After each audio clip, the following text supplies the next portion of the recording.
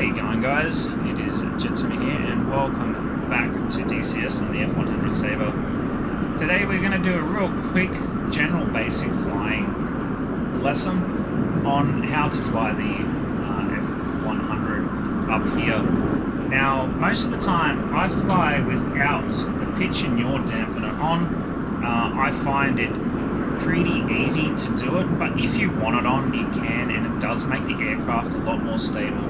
Some people find that they start doing these ones where the aircraft pitches up and down violently, but with proper technique you can pretty much get the aircraft. Now it takes around about 5 to 7 minutes to literally trim out any aircraft, unless you know it and you fly it quite often. So you just need to pick an altitude. So we're sitting just below 17,000 feet here on the Dream 7 departure out to the student gap here in the Nevada training area.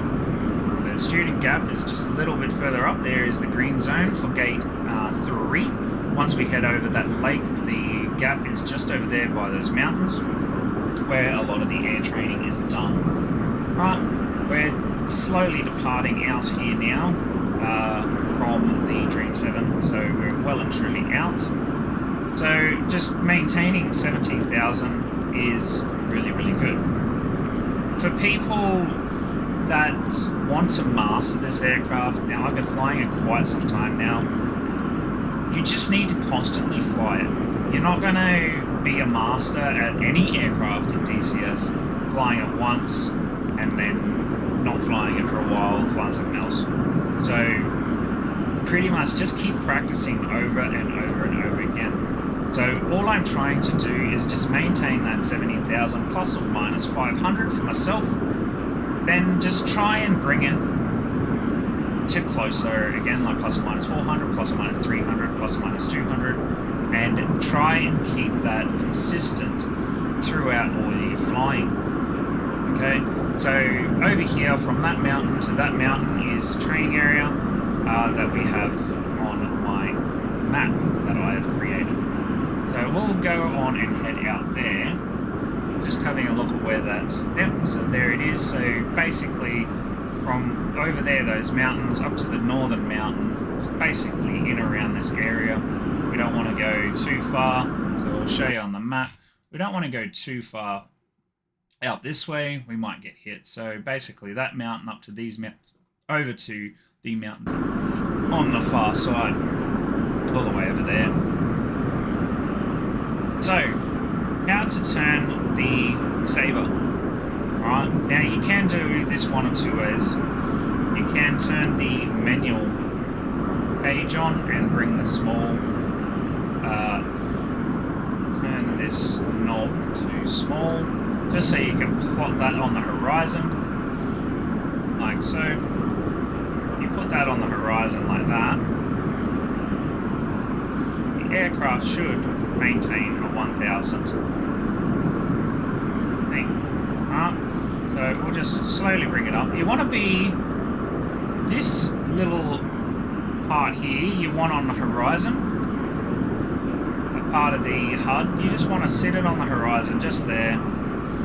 And it's almost perfect to keep the aircraft from descending or ascending. Okay, so when we go into a turn, we'll turn now to roughly 30 degrees. Now, for those that still don't know what 30 degrees looks like in the aircraft, down here you have little notches, 5, 15, 30, 25, and 40. I think that's actually 45, 90. So you just want to keep the arrow right there on the 30 mark. Then you have 45, and then you have 60, I believe, sorry. And if we want to do 40, we can dive it into 40 there, 45, sorry. 45 bank. And we want to do a bit of left rudder to keep the aircraft from descending.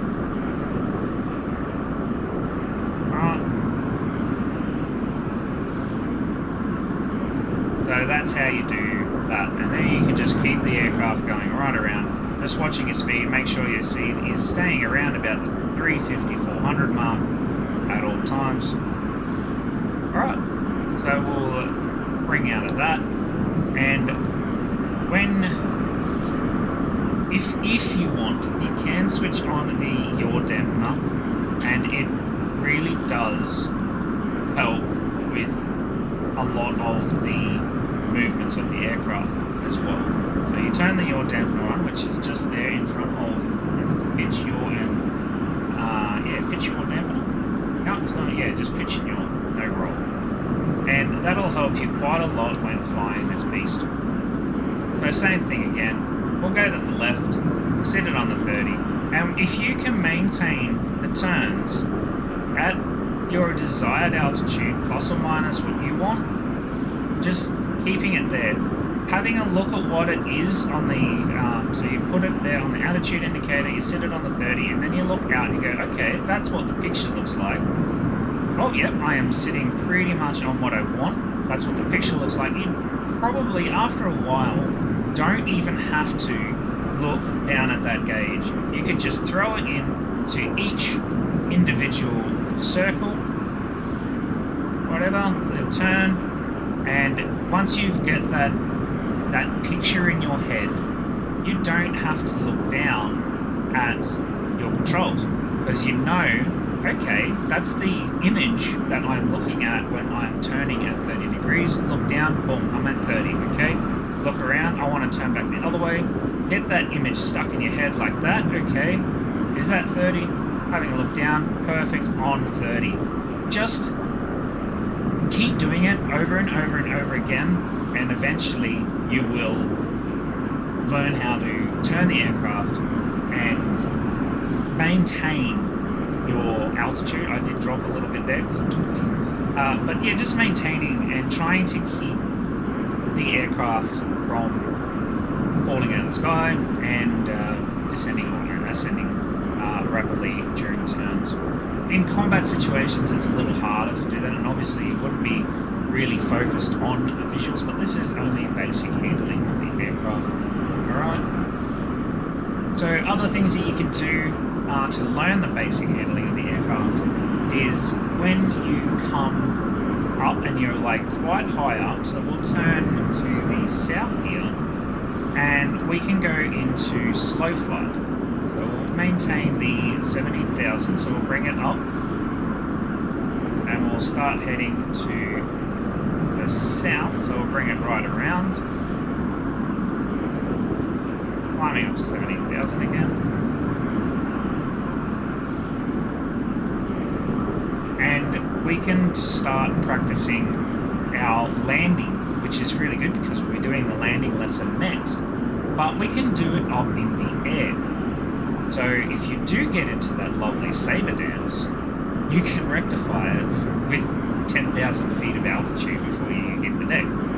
But anyways, so we're going to come around to just level off here. Alright, 17,000.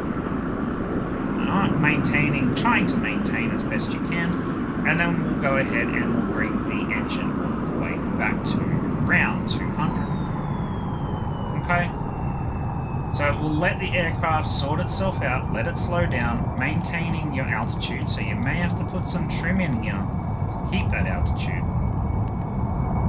And at around 230 knots, we can bring out the flaps and slow down and bring out the landing gear.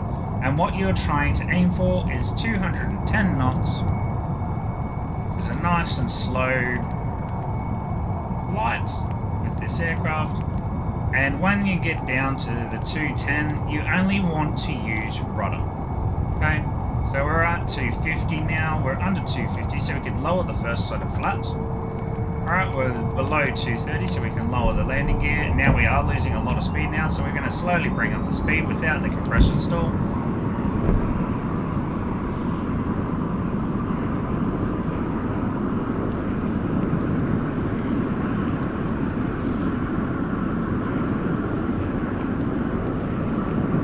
And then we'll just slowly get the aircraft back into the air by using the trim.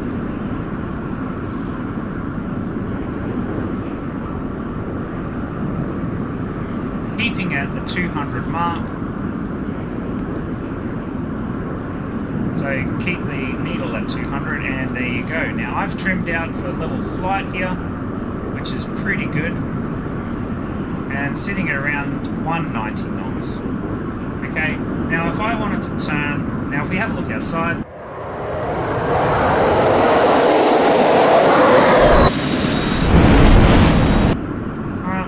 we'll drop the flaps one more.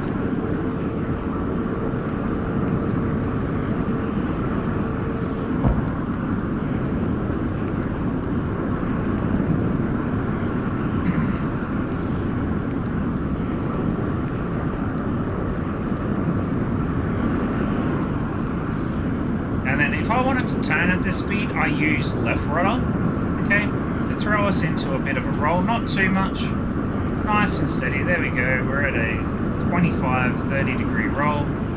And if we want to maintain our height still whilst in the turn, just more trim, just keep trimming that aircraft and keep it from falling. We can also pull in a bit of backstick, just a tiny bit, just to keep us from dropping too far down. So practice this at the height, alright? To come out of it is basically like taking off in air in a ways. So the first thing you're going to want to do is release the flaps. 1, bring up the wheels. 2, alright, lower the trim. Get that trim down. Once the other flaps are up and you're starting to gain speed, trim up again. Roll out nice and flat as we did with the rudder. Let the aircraft speed up and start climbing as well. Now that we are clean, not dirty, we can put the afterburner in, get that speed back, and off we go. If there's any questions in basic handling and you want to have a bit of one-on-one, by all means hit me up and I can sort you out, no problem. And we'll get you flying like a natural in the future.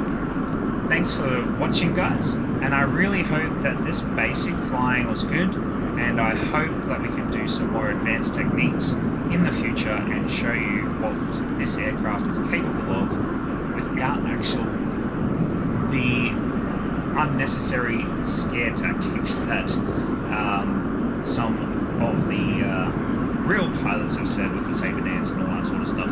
The Saber Dance, yes, did do a lot of destruction to some of these aircraft, but if you master it, you will end up never Saber Dancing at all, unless you. I have honestly, in my 2-3 weeks even doing this, I have not even intentionally put myself in a Saber Dance. I haven't even figured out how to do it because I've been so precise on trying to master it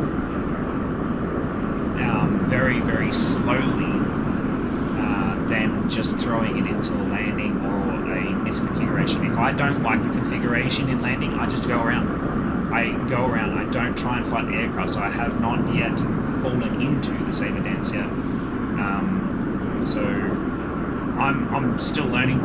Honestly, I'm not a master at this aircraft, and I am not a jet pilot either. So yeah, I really hope this does help, and if you want to learn along with me, by all means hit me up, and we can do some one-on-ones. But anyways, thank you very much for watching, guys, and I'll see you in the next one.